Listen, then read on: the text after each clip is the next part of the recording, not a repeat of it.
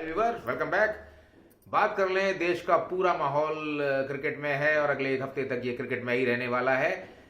क्योंकि कारण मुझे बताने की आपको जरूरत नहीं है, लेकिन साथ में अगर आप देख रहे होंगे तो थोड़ा सा आज मुझे भी चिंता है। आपको शायद लग रहा होगा मेरे फेस से भी, क्योंकि अब नॉकआउट्स हैं और नॉकआउट्स ऑलवेज एक बहुत खतरनाक एक दो धारी तलवार की तरह है कि जिसमें कुछ भी हो सकता है। जैसा कि मैंने आपको अपने शुरू के वीडियोस में बताया था कि ये एक बहुत अच्छा फॉर्मेट था जिसमें किसी भी टीम के लिए लीग मैचेस में रिकवरी करने के चांस थे, लेकिन अनफॉर्चुनेटली जब नॉकआउट शुरू हो जाता है तो एक दिन की बात होती है और टीम का अच्छा या बुरा उसको देखना पड़ जाता है। बात करूंगा 2019 की, तो बहुत अच्छा भारतीय टीम ने लगभग इसी किस्म का क्रिकेट खेला था और उसके बाद एक दिन लक भारतीय टीम का खराब रहा। मैच सेमीफाइनल न्यूजीलैंड के साथ ही था और वो अगले दिन चला गया। आप लोगों को याद होगा, रिजर्व डे था, बारिश हुई और अगले दिन चला गया और वहां हमारा सारा लक बिल्कुल बैड लक में बदल गया और हम एक ऐसा मैच जो बिल्कुल हम जीत सकते थे पहले दिन हार गए।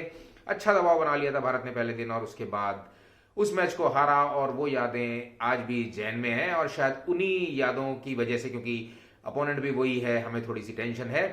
न्यूजीलैंड को इस बार हमने हरा दिया है तो एक बहुत अच्छी बात है और मैं ये मानता हूं कि न्यूजीलैंड कभी भी और खास तौर पे इस समय जब भारत ने इतना अच्छा प्रदर्शन क्रिकेट में किया है और एक तरफा क्रिकेट खेला बाकी टीमों के साथ, एक तरफा मैचों में रहा है, तो न्यूजीलैंड ऐसा अपोनेंट मेरे हिसाब से कभी नहीं रहा। लेकिन ये मैं मानूंगा कि जब भी नॉकआउट्स आया है और नॉकआउट में पिछले एक दशक से या डेढ़ दशक से मैं कहूं, चाहे वो टेस्ट मैचेस हो, चाहे वो टूर्नामेंट हो आईसीसी के, चाहे वर्ल्ड कप हो और चाहे डब्ल्यूटीसी हो, उनका लक कुछ हमसे फेवर में रहा है। तो यहां मैं मानूंगा कि उनका लक जरूर 70 से 80% रहा और हमें यहाँ 20% का एडवांटेज है। लेकिन अगर मैं इस मैच की बात करूं तो मैं अभी भी यही मान रहा हूं कि 80 और 20 का होना चाहिए, 80 भारत के फेवर में होना चाहिए। लेकिन अगेन बात यही कि बहुत टीम को ध्यान से खेलने की जरूरत है। हम अगर बात करें कि क्या क्या मेन फैक्टर रहने वाले हैं, तो सबसे पहले मैं मानूंगा कि न्यूजीलैंड की बॉलिंग पे हमें खासा ध्यान रखना पड़ेगा, क्योंकि ट्रेंट बोल्ट उनके मेन बॉलर हैं और बोल्ट एक ऐसे बॉलर है कि अगर शुरू में वो जैसे कि जाने भी जाते हैं पहले पावर प्ले में 1 से 10 में वो विकेट लेने के लिए समझे जाते हैं और उसमें भी पहले स्पेल के अपने पहले 2 ओवर उनके बड़े खतरनाक है।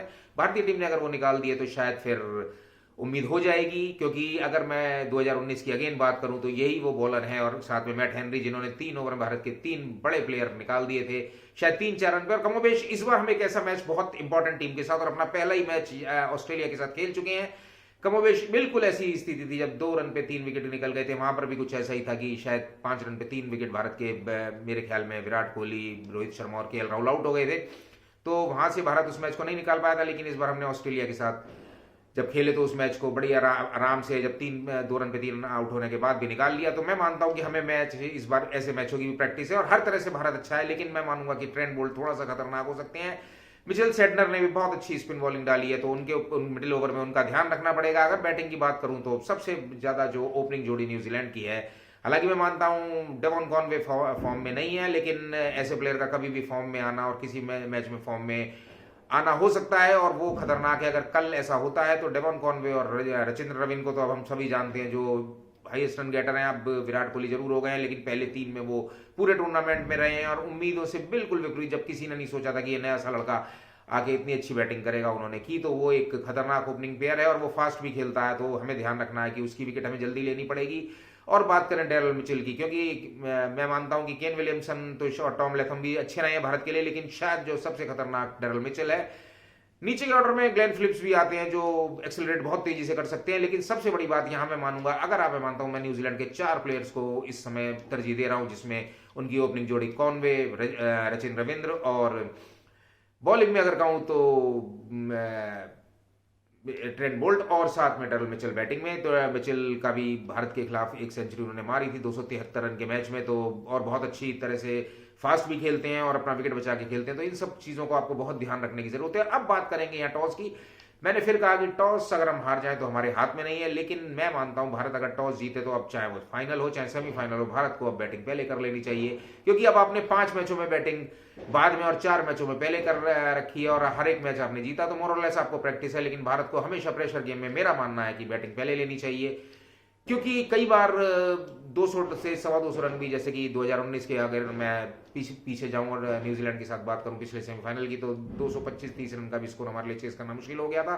तो वो बड़ा मुश्किल हो जाता है। और इस बार तो हमें पता है वर्ल्ड कप में पहली वाली टीमें खेल खेल के जब वो बिना प्रेशर के होती हैं 350-400 रन एक दूसरे के खिलाफ मार रही हैं।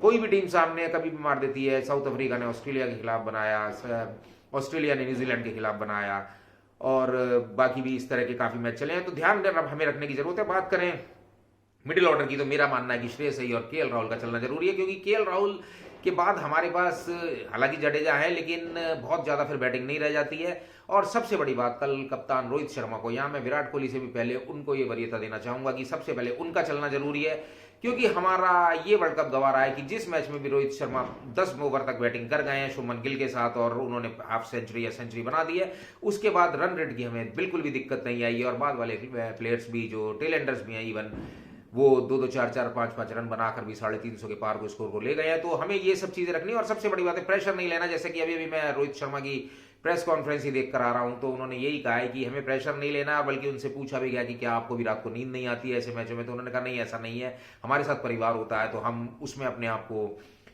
दूसरी बातों में हम अपने आप को डालने की कोशिश करते हैं, क्योंकि पता है मैच है कि इंपॉर्टेंट है, तो उसको बार बार क्या सोचना। फिर किसी ने उनसे पूछा कि आप पिछले 2019 के सेमीफाइनल में सेम ओपोनेंट है, आप क्या सोचते हैं, तो उन्होंने कहा कि ऐसी चीजों को ज्यादा सोचने का कोई फायदा नहीं है, हमें आगे बढ़ना है।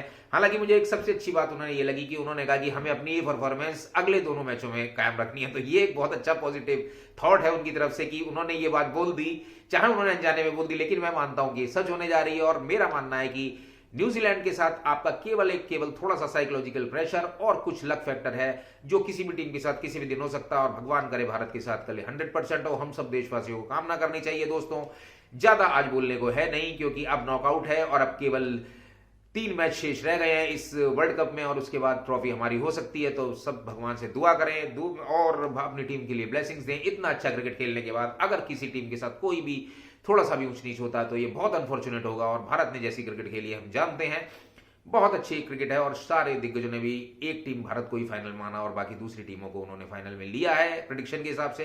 तो दोस्तों, all the very best for team India. और मेरा मानना है कि आप सब लोग भी दुआ करें, बात करें, और कल उसके बाद मैच के बाद हम जरूर बात करेंगे। और मेरा मानना यह है कि हम पॉजिटिव बात करेंगे, और हम बात कर रहे होंगे भारत के फाइनल में भारत को क्या करना चाहिए। इन सब बातों के साथ आप सबकी रात्रि शुभ हो, आपका दिन शुभ हो। बहुत बहुत नमस्कार।